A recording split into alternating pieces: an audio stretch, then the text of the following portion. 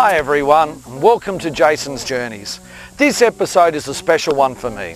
We're going to visit Brazil. Brazil is a country that is home to my heart. I've lived there on a number of occasions and I absolutely love the place. Brazil is the 5th biggest country in the world, both geographically and population-wise. Its economy is really going from strength to strength, having just overtaken England to be the 6th biggest economy and most successful economy in the world. Brazil is about to host both the World Cup and the Olympics. Anyway, enough talking from me. Let's head to my second homeland, which is Brazil. I'm Jason Ross. It's Jason's Journeys time, Brazil.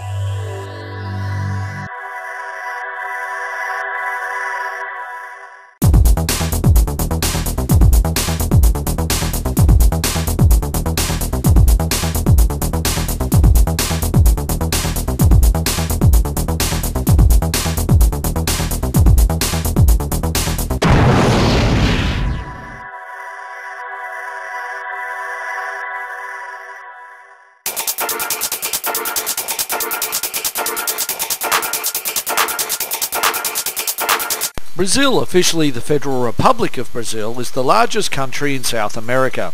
It's the world's 5th largest country, both by geographical area and by population, with over 200 million people. It is the only Portuguese-speaking country in all of the Americas and is the largest Portuguese-speaking country anywhere in the world, including Portugal. When people think Brazil, they think Carnival with all those bodies in motion. They think Brazil, the greatest football team in the history of the world, and they also think of the stunning beaches as well. Apart from that, there's rainforest, there's beautiful fruits. We're going to check it all out, but we're going to start our odyssey in the biggest city in Brazil, Sao Paulo.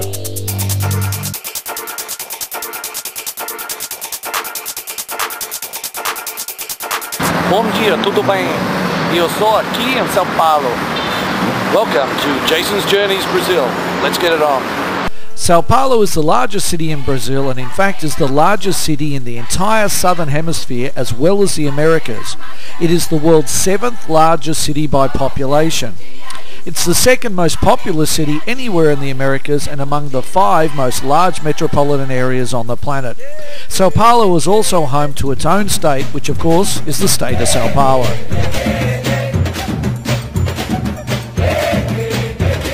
Sao Paulo leads the way in Brazil. It's the headquarters of the stock exchange, and the local people, called the Paulistas, always talk about their local motto, which is Non divulgo duco, which translates as I am not led, I lead. And that's just how Sao Paulo operates. I thought I'd start my tour at the main cathedral in the Praça do Sé. Okay, so here we are in the Praça do Sé with the cathedral behind us. You've got to remember, of course, Portuguese background, so very strong Catholic influence here in all of Brazil. Also, of course, in Sao Paulo. The name meaning St. Paul.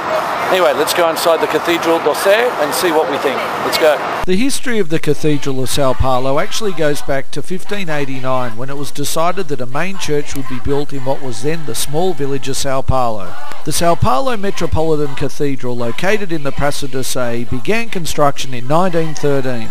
Its neo-Gothic style took some 4 decades to build. It was ready for the dedication of the 400th anniversary of the foundation of the humble Sao Paulo city.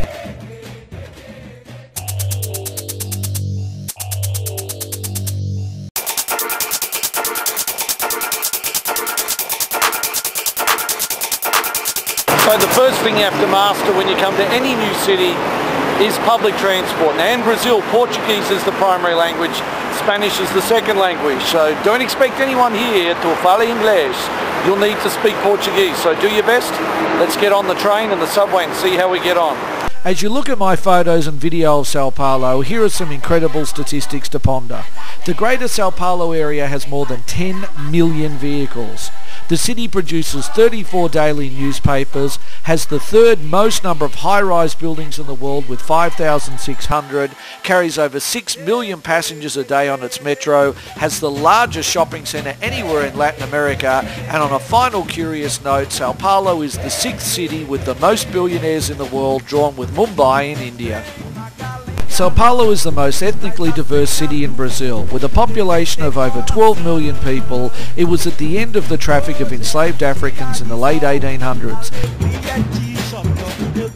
Sao Paulo is renowned for a couple of things. The locals call it Sampo, or Cidade da Garoa, meaning the city of drizzle because of the unreliable weather.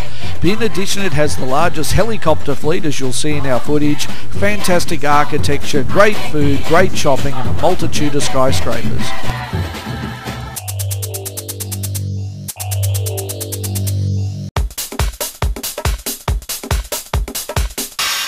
Okay, so here we are in Praça da República, the Republic Square.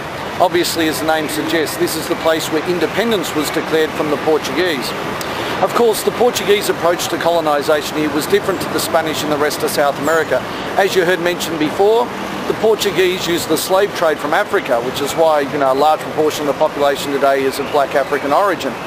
By contrast, the Spanish just invaded with the conquistadors, killed heaps of the locals, and then enslaved the rest. Potatoes, potatoes. Anyway, let's continue on. Peço licença pra sonhar, poder ser parte desse mundo real, sem ficar cego na distância.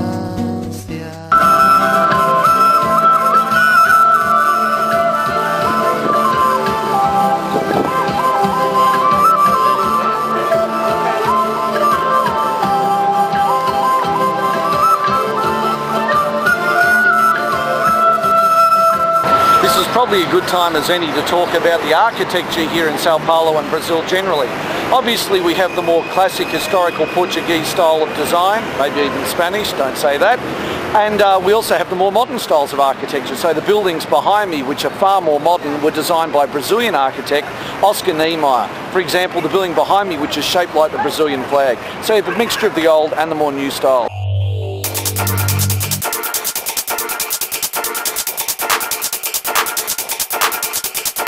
So I stopped by the tourist information booth, who gave me directions to a small little courtyard area that was the birthplace of the city some 400 years earlier. As I had a look around, it really had that sort of old school feel, and as I went inside the historical buildings where the Jesuit priests got the missions going 400 years ago, I was overcome with a great sense of history and found out a bit more about the history of Sao Paulo. Okay, so Sao Paulo was set up some 457 years ago by Jesuit priests. Behind me is a statue of the founding father and the number one Father Superior Nobrega. As I say, the Jesuit missions came here and set up the original colony, which has progressed to the city that you see today. See any resemblance between the first guy and myself? Yeah, uncanny, isn't it? Don't go away, because coming up after the break, we finish with Sao Paulo and then make our way on to Rio de Janeiro, Cidade Maravilhosa, the marvellous city. You don't want to miss it. I'll see you after the break, everyone.